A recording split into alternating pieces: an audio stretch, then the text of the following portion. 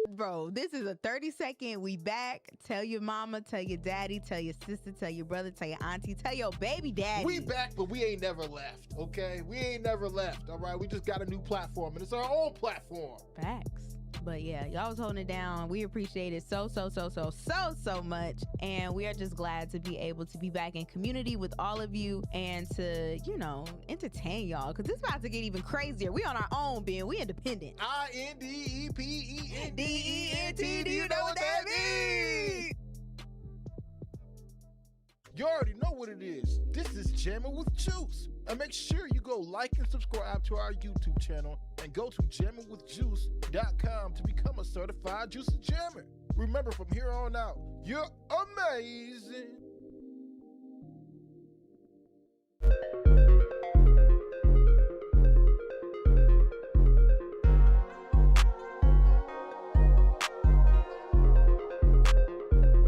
Yeah.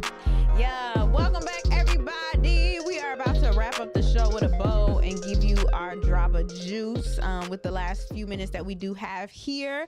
I thought it was a really great show, really productive conversation that we had. I guess I will just say for my drop of juice that